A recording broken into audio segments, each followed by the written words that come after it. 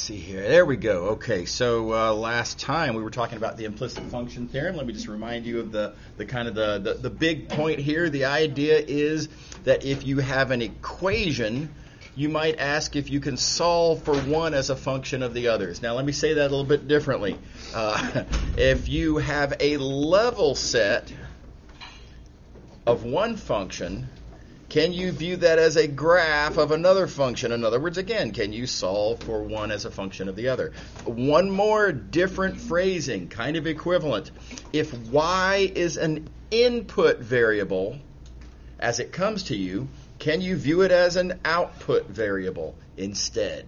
Right? So different ways to say really the same question. Okay, so just a reminder, clarification, we're talking about locally, meaning, so for example, at this point right here, I'm not asking if over the entire curve y can be viewed as a function of x. The answer would be no in this case because of a clear failure of the vertical line test. Right? The answer is just if I look only at the points that are local to the point I'm interested in, nearby, arbitrarily small little neighborhood of that point on the curve. Does this curve, just the purple part, just the part that's actually nearby, does that pass the vertical line test? And of course, you see here it no problem, right? Passes just fine. Okay, so I think this is about where we left it last time, and so I want to, before I go on to telling you how to answer this question. I want to address the matter of who cares, right? Because, right, I mean, it's not exactly clear how this is going to help us compute stuff, right? It seems kind of fussy and formal. So here's the who cares. Y'all have seen in your single variable calculus classes that an equation might come to you and the question might say, hey, compute dy dx. And I propose that, as stated, that question doesn't really make any sense. That question presumes that y is actually a function of x. The question, by talking about dy dx, right, this thing that you're taking a derivative of would have to be a function, but we have not yet established that thing that you want to take a derivative of is actually a function. And you can't take the derivatives of things that aren't functions. Derivative is something you do to a function specifically. You can't take the derivative of a bicycle, and you can't take a derivative of a thing just because sometimes that same letter of the alphabet's used to describe the values of an actual function. Okay, so this is a very serious business. Again, keep in mind when you're doing math, it's not about the answer. I know I say this a lot, but it's really, really important. It's not about the answer. It's about your reasoning being mathematically legitimate, deductive reasoning. And you can't write something down that may or may not be meaningless garbage. That's not mathematical reasoning. Okay, so that's why we care. Okay, so now how do we address the question? There's a nice little argument here. By the way, I am skipping all of the formalities and rigor. It's not what this course is about. Well, I say all. I mean, I'm skipping a lot of the formality and rigor. Appropriate to the course that it is. So here's a broad stroke. So if we have a problem, keep in mind this is what a problem looks like. We talked about this last time. At this point, y simply is not locally a function of x. You just can't, no matter how little of the curve you look at, there's going to be a failure of the vertical line test.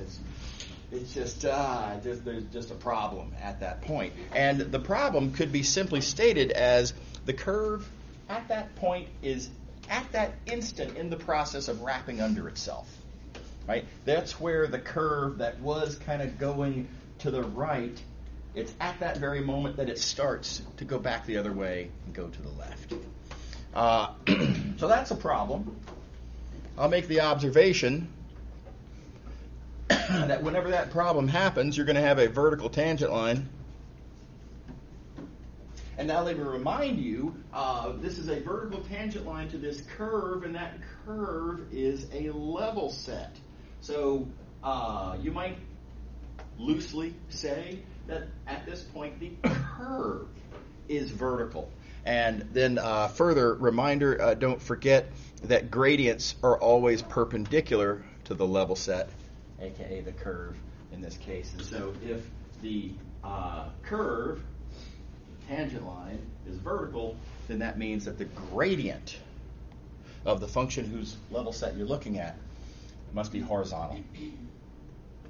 Okay, so if you have a problem, this is going to happen, which means this is going to happen, which I claim means that the partial of f with respect to y would have to be 0 because, after all, this gradient is a vector whose coordinates are partial of f with respect to x, partial of f with respect to y, and horizontal would mean that the second coordinate of this vector is 0, and thus partial of f with respect to y would be 0.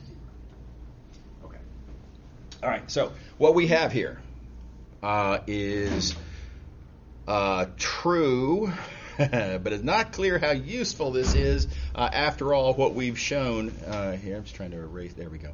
What we've shown is that if we presume, if we presume that we already know the answer to our question, then we can conclude something that it's not clear why we care about it. Right? This is, as stated here, this is not a particularly useful statement. So the thing is, the contrapositive of this actually is wonderful. The contrapositive of this statement says,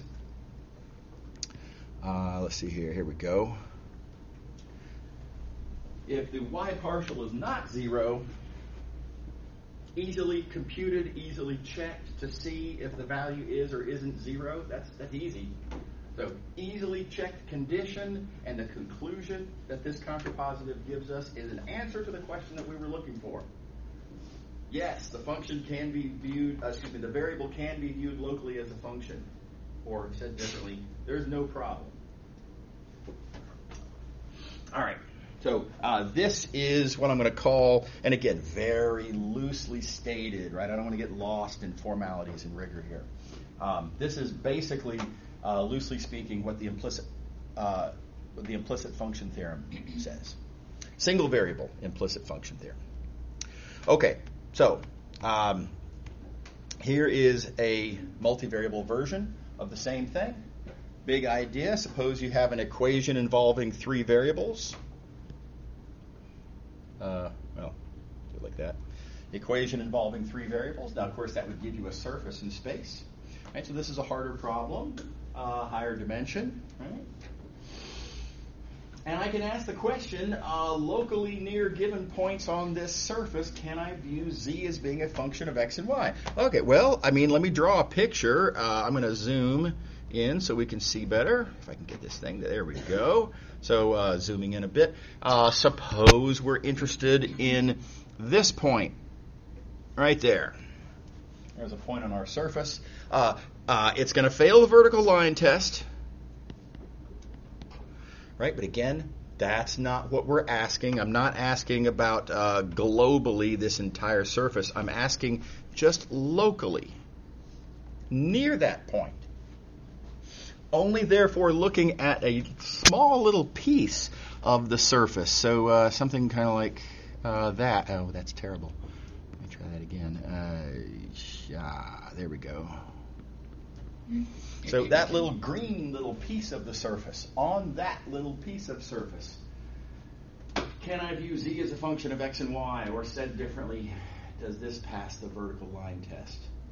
Right, in the z direction. And as you can see for this little piece of surface, it's angled a little bit, but yeah, it passes the vertical line test, no problem. Right? So at that point, yeah, sure, locally, yes, z is a function of x and y. But at this point over here, it's not. Again, the surface is in the process of wrapping under itself. And now let me see if I can draw this. If I were to look at just the part of the surface that's right around that point,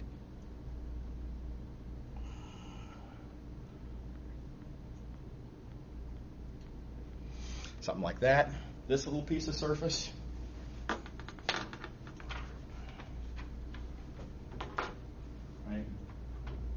see, that's right where the surface is wrapping under itself.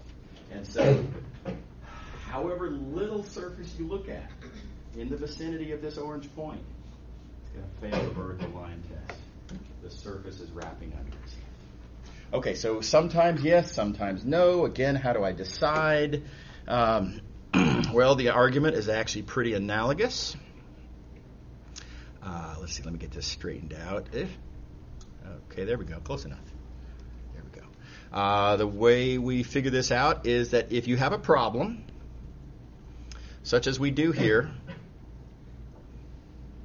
the surface is wrapping under itself. That would mean that you have a vertical tangent plane. If you have a vertical tangent plane, keep in mind the surface is a level set. Level sets are always perpendicular to the gradient. That means, of course, that if the surface and the surface and its tangent plane are vertical, that means that the gradient is horizontal. And if it's horizontal, then the z partial is 0. Right, so really analogous. It's kind of a three-dimensional version of the argument that we saw above about the curve, right? Otherwise, pretty similar. Notice a pattern that's presented itself here to the question of whether, to the question of whether y is or is not a function. Our tool here boiled down to looking at the y partial. In this three-dimensional example that we've seen here, we were asking if z can or can't be viewed as a function of the other variables. And notice that this is resolved. Our tool here requires looking at the z partial. And this is pretty much how it boils down. Whichever variable you want to view as being a function of the others, that's the variable that you want to take the partial of f with respect to. So that's what I have. Okay, here you go. This is my little pithy little summary boxed statement here. Always take the partial with respect to the variable that you want to view as a function.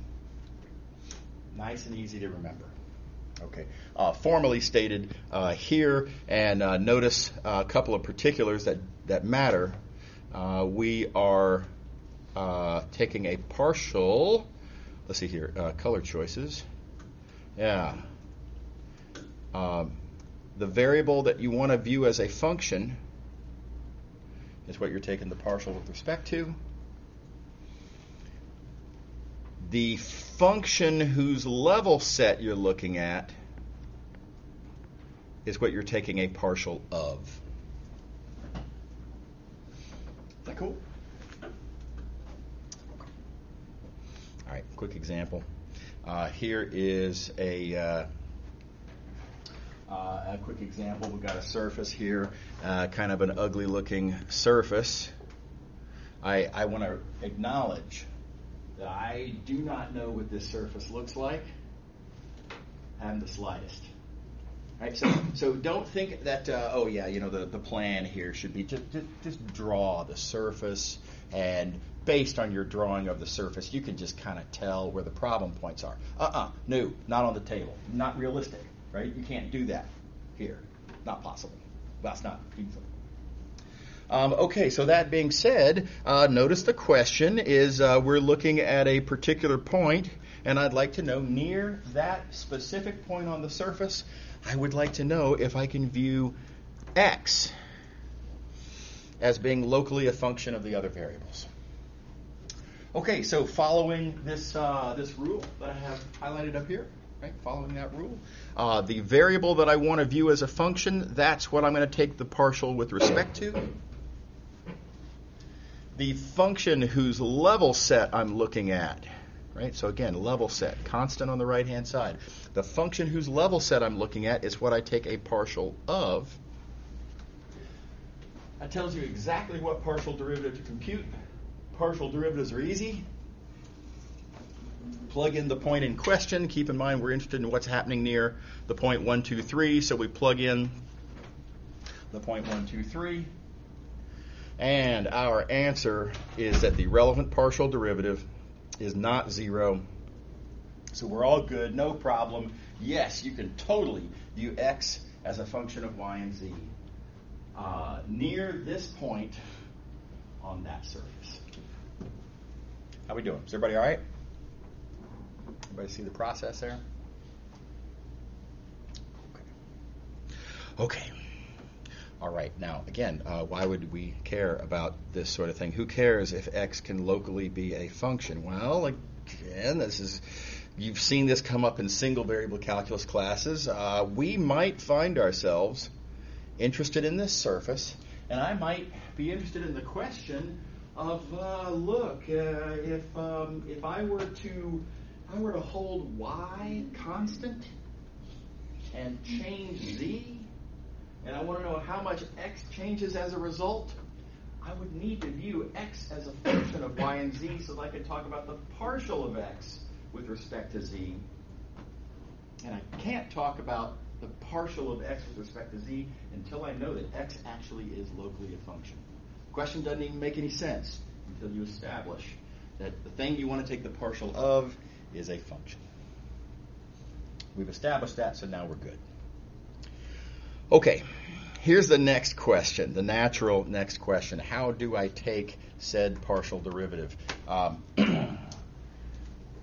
This is a version of how to analyze that question, of how to compute the partial derivative. I think this is a harder than necessary point of view. I will point out, by the way, I'm going to mostly skip what's on the screen right here. Mostly. Right? I just want to point out what this is, what the setup is, and I'm going to make some observations about why this is annoying and complicated looking, and then I'm going to show you the easier way to think about it that I think is much more satisfying. So the question, just as a reminder, supposing we're looking on some surface, right, level set of some given function. Suppose now that we have established by taking the xi partial and getting not 0, we have therefore established that xi is a function of the other variables. And being as it is a function, I can therefore reasonably ask what is the partial derivative with respect to this other variable. Let's just say xj, whatever, it doesn't matter which one. Okay, so this is our setup. We've got a surface. We've established that one is a function of the others, and therefore we want to take a partial derivative. Okay. So y'all remember that stuff that I said back when we were doing the chain rule, right? That you can't just take any diagram and just start playing, looking at paths and writing down the chain rule. It's just, we have not proved a theorem of that sort. Our only theorem concerning derivatives of compositions is literally the derivatives of actual compositions of actual multivariable functions, where what comes out of one is what goes into the next one, right? So what I've got here is a hack kind of workaround to deal with the fact that, we can't, the way things are given in this statement of this question doesn't really fit that form. So just like we did back in 2.5, I've made up some brand new fake variables like x1 prime. It's just x1. It's just x1, right? But I need to do that so that I can talk about this as being literally a composition. So there's a function with inputs and outputs. Here is a function with inputs and outputs, and I'm literally composing. And, technically, I suppose to be strict and proper, this is what I should do, and we should work off of this, but we're not going to. There's a lot of unnecessary formality here. Just as good in this case, I emphasize in this case, is this alternative diagram here. Now this, I have to freely admit, this does not follow my own rules. I know that, right? This diagram, look at this arrow there. That's not the way a composition is supposed to look, right? So this violates the rule. I want to remind you that rule protects you. If you follow that rule, then what you write down will definitely make sense. when you violate the rule, there is a possibility that you might be misinterpreting things. There might be a problem. I'm just going to give you my word that in this case, those problems don't come up. And what I'm about to do here, it violates the rule, but it's okay. It's fine. And so I'm going to proceed with this much simpler scenario. Okay, so our idea is using this diagram. Let's entertain the question of what happens if we change xj a little bit. All right, so we've got this capital F. It's a function of all these xi, x1 through xn variables. What happens if I change xj? Well, one thing happens immediately, directly. F is, in fact, a function of, among other things, xj. And so there is a direct contribution to the change in f that comes from how f is directly a function of xj. But there's another thing that happens. We're now viewing xi as being a function of xj. That means that when I change xj, xi is going to change also. And when you change xi, that will contribute to a change in f. And that gives you this term right here. Right, so we have two terms that address the question of, okay, when xj changes, how much does f change? Do keep in mind that on the surface we're interested in, f is constant. And so grand total, the actual total overall change in f does have to be 0. F is still a constant. It is required to not change. Right? So altogether then, you see we have this equation here, and then I'm going to point out that the partial derivative that we're actually hoping to get, that partial derivative right there, partial of xi with respect to xj, is right there in the algebra that we just wrote down. I can solve for it, and here's your answer. Is that cool?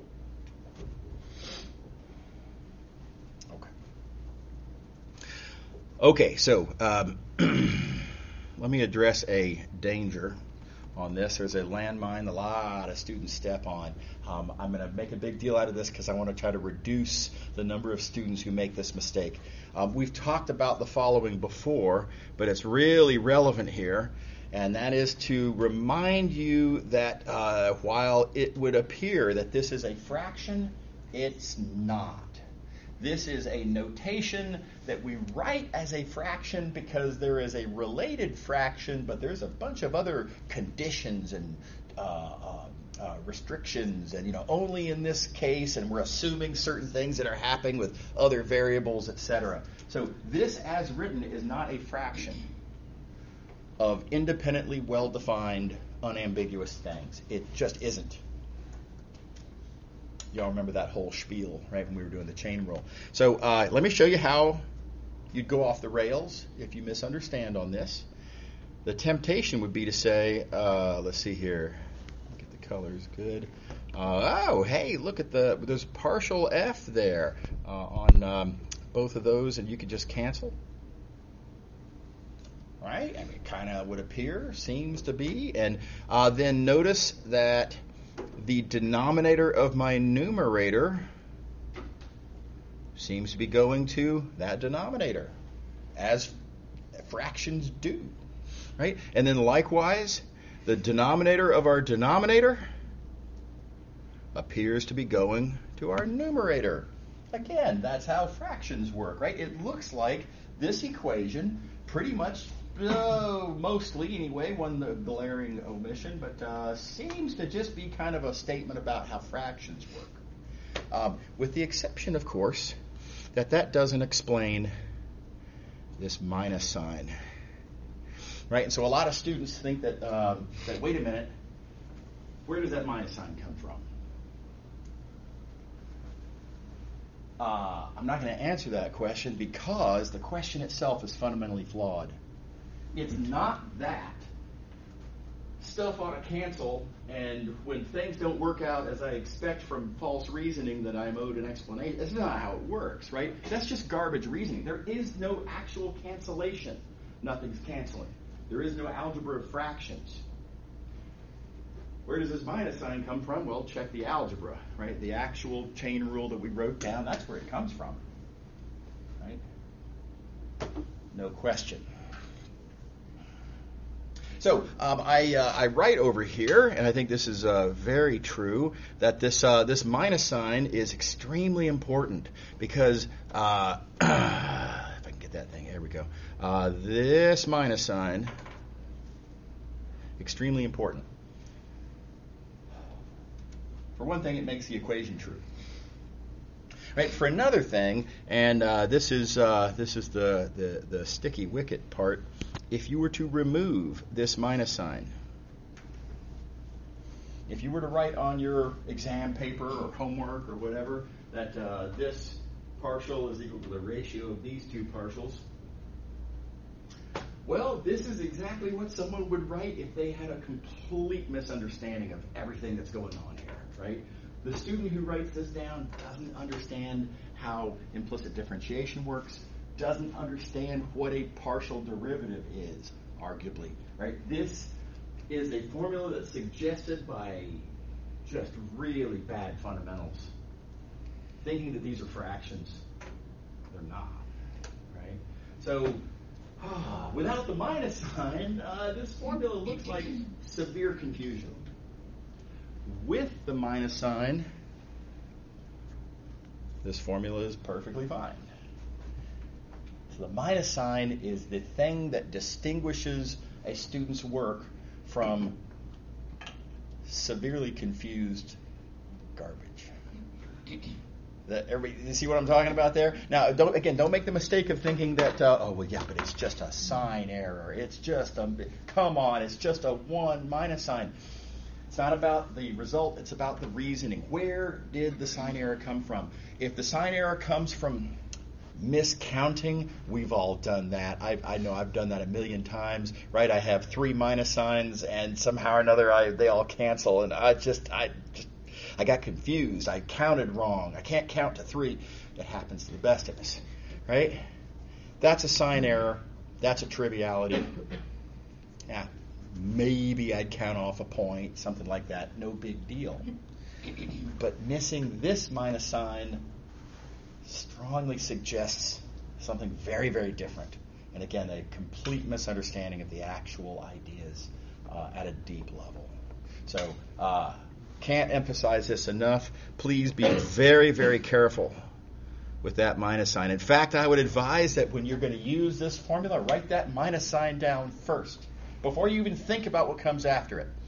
Get that minus sign on the page so you don't forget to go back and put it in. Does that make sense to everybody?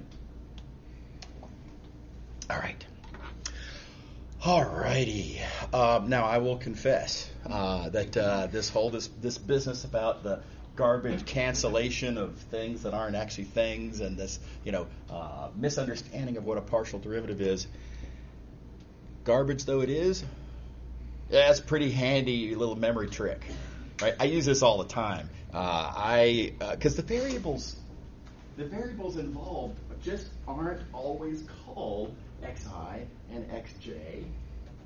The function whose level set we're looking at is not always called f, right? So rather than try to memorize a million different versions of the formula, it is pretty easy as a memory trick to remember, look, it's kind of as if those cancel, and kind of as if that goes there, and this, colors.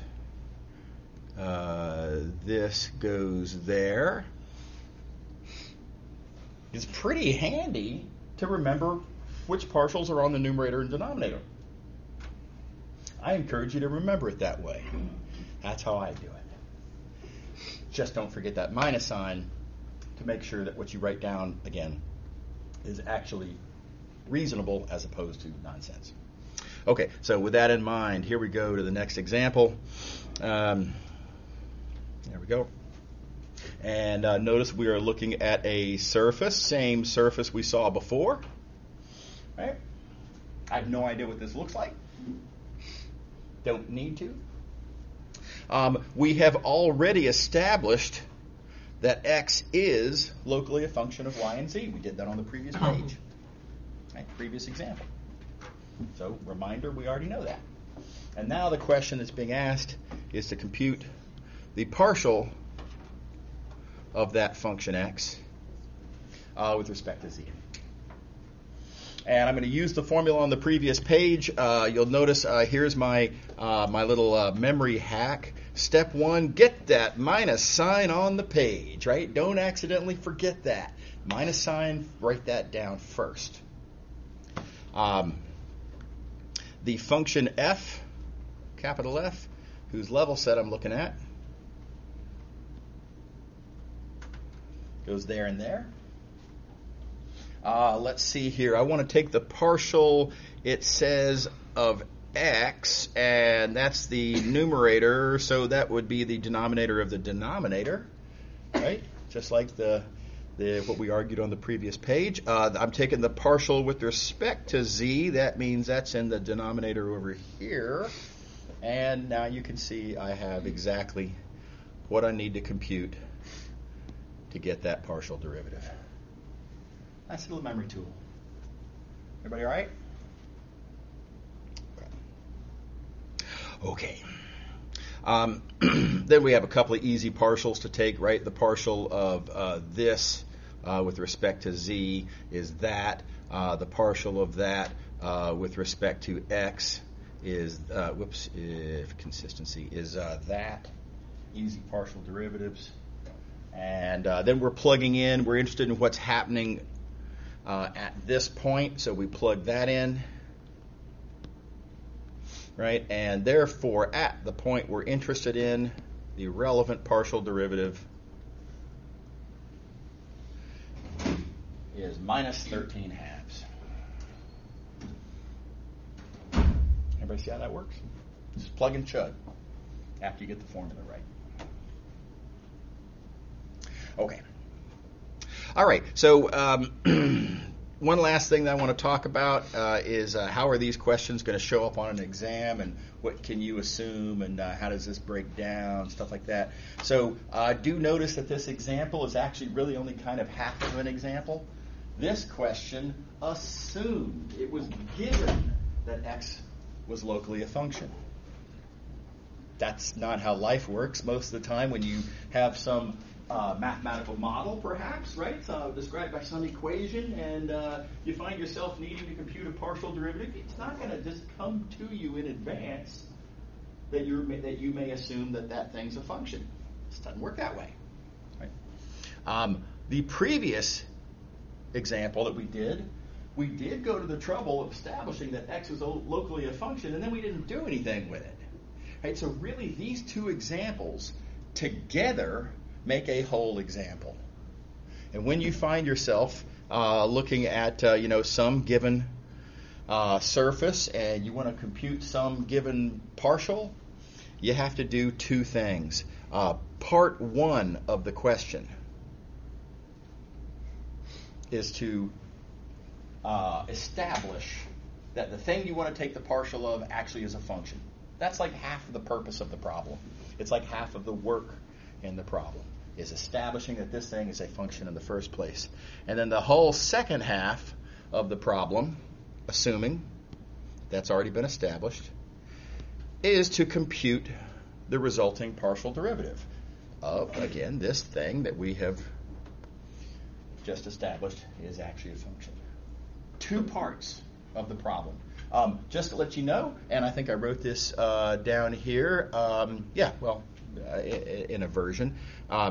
When you see implicit differentiation questions, right, you may not just assume that the thing you want to take a partial of is a function. That is not to be assumed. It's not, shouldn't be, I wouldn't think, be given in the statement of the question. Right? So that's on you. That's part of your job. That's part of what it means to be proficient with implicit differentiation, is to know when are you allowed to do it and what do you have to do to establish that you're allowed to do it. Right? So be sure to be on the lookout for that.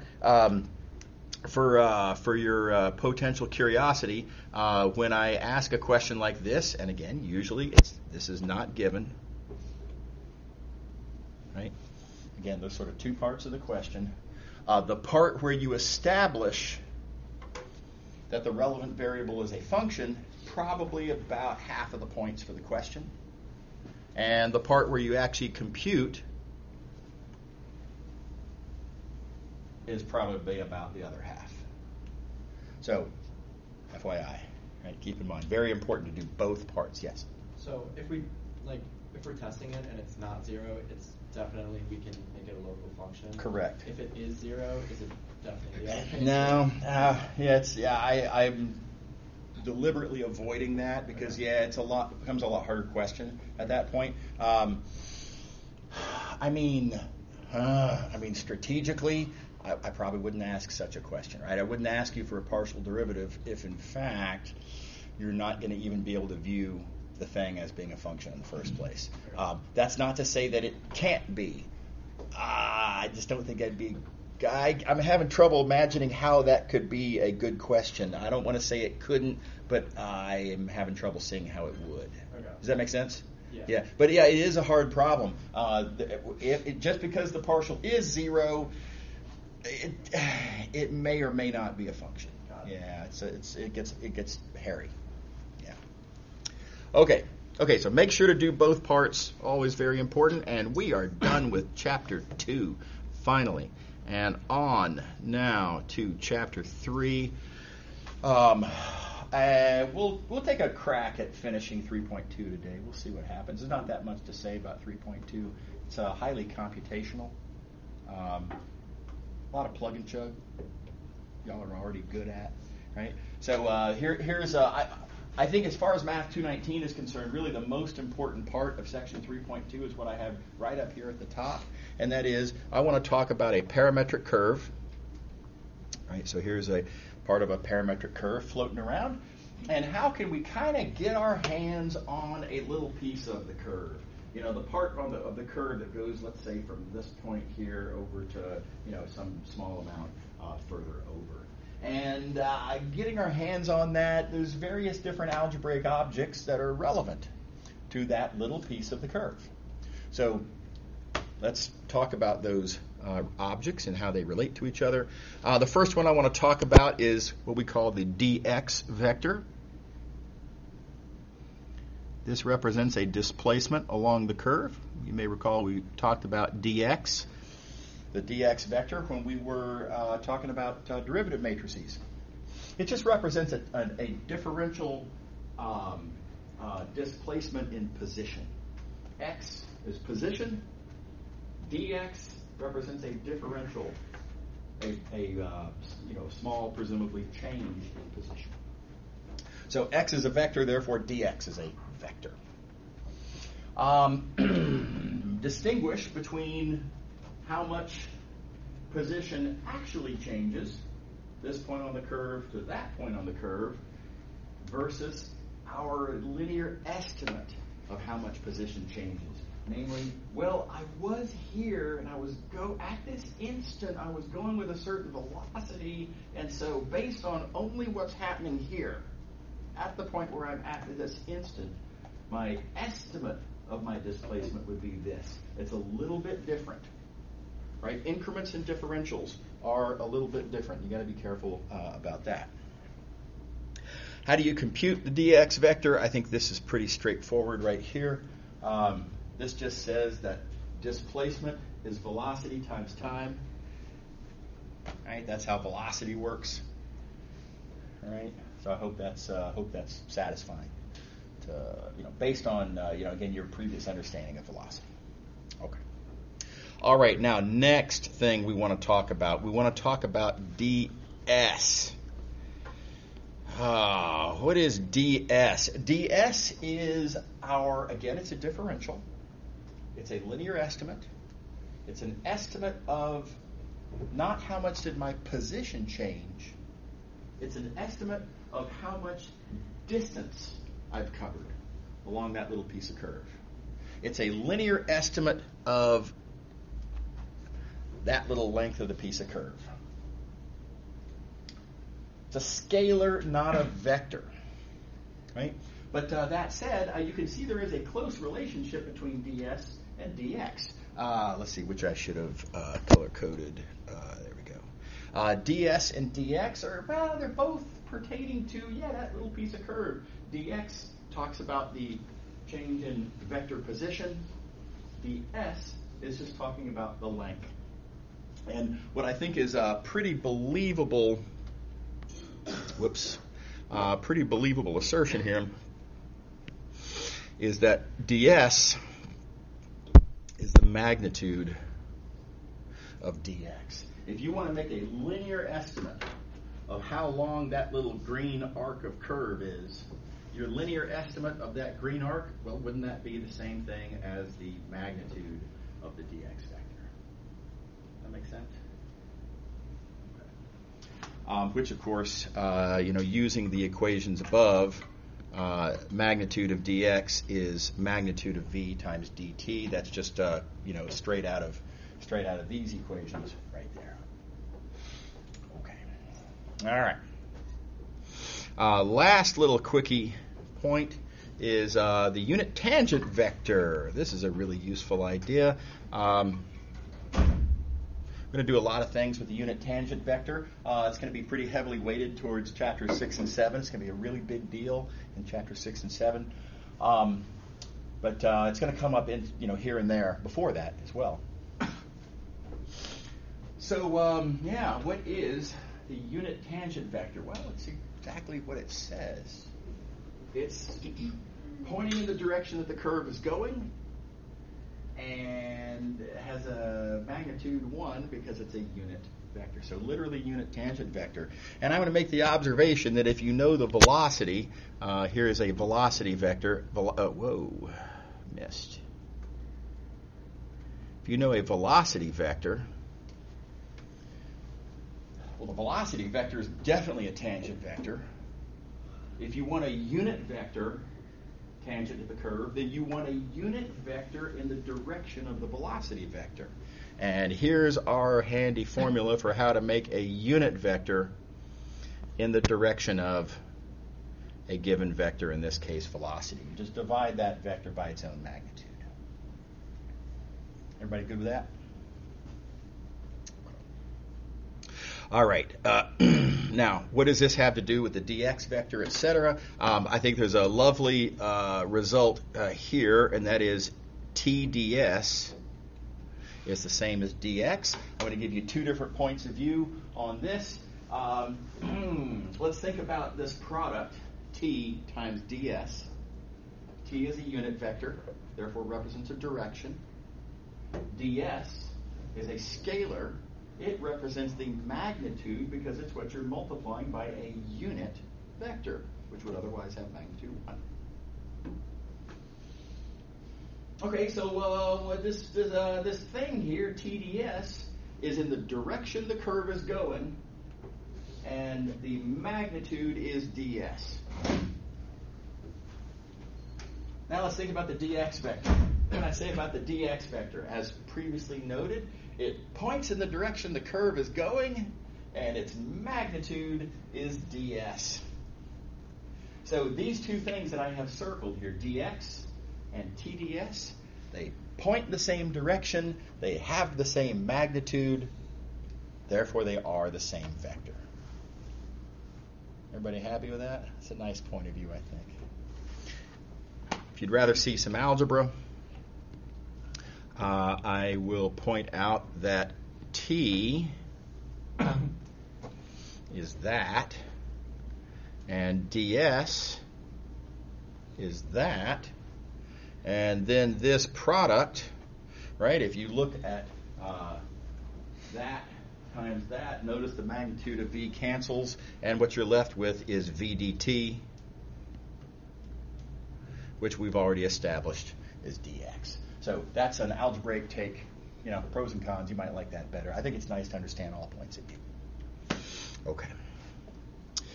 All right. So this is going to come up pretty heavily again in chapters 6 and 7, but we do need it now as well. But this will make sure to really digest all this stuff. I think this is the most important stuff out of section 3.2, frankly. So a couple little things that need to get said. I mean, how do we add this up over an entire curve? If you want to compute the entire length of an entire curve, well, you're just going to add up a bunch of little pieces of length for which we have a formula, magnitude of v dt. I mean, that's just chop it up, add it up. I mean, that's how you compute a whole of the sum of the parts, right? And how convenient, we now have a plug and chug formula here.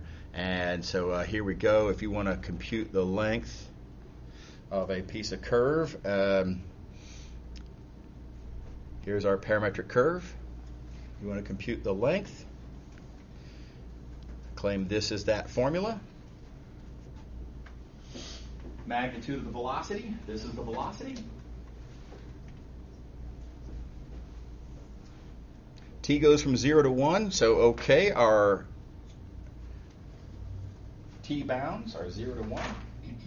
Yeah. And resulting integral. Now, this integral is that's not a very convenient integral. I don't want to compute that integral. I'm not going to make y'all compute that integral. That's one of the unfortunate things about these computations. They do tend to be mechanically really hard. You get these annoying integrals. So just from a strategic point of view, when I make test questions that ask about arc length, very often I'll say something to the effect of, set up a fully simplified single variable integral that represents the length of the following parametric curve, right? And then the point is you just have to work it down to here, and then you stop. You don't evaluate the integral. Right? Now, there are some homework exercises where they do ask you to actually plug all the way through it. In those homework exercises, they've gone to the trouble to make sure that the integral that results is highly doable. Right? And it's kind of hard to craft examples where this works. And you can see magnitude means a square root, right? It's going to be ugly, probably. But Kali's gone to some nice trouble to find a few such examples. Okay. Real quick, let's talk about parameterizations and reparameterizations. Y'all know this curve. Y'all recall the graph parameterization of that curve.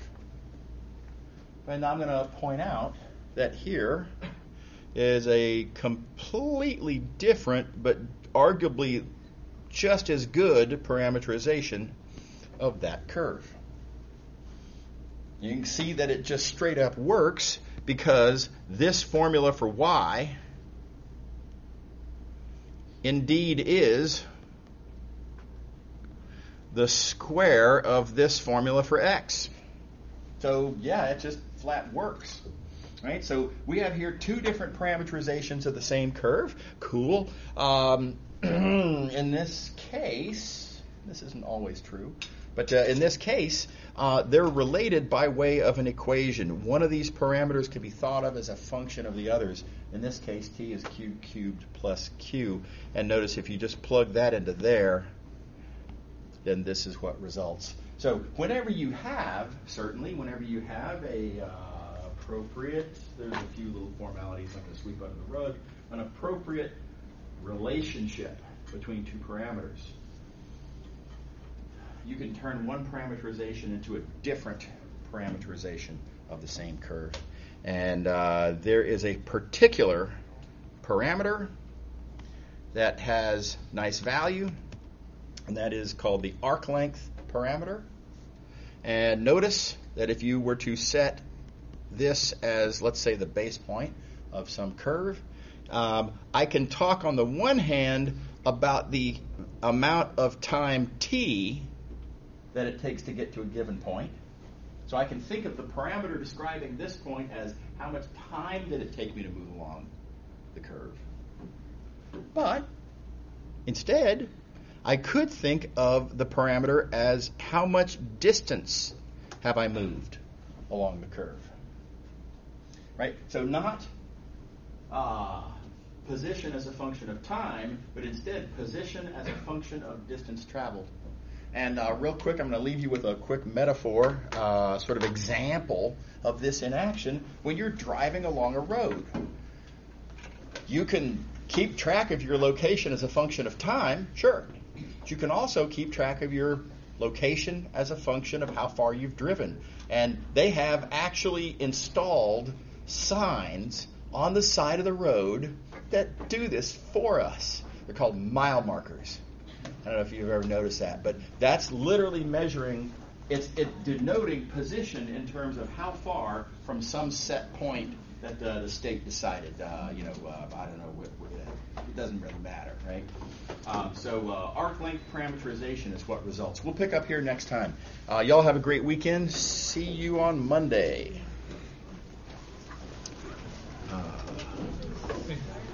Whoops.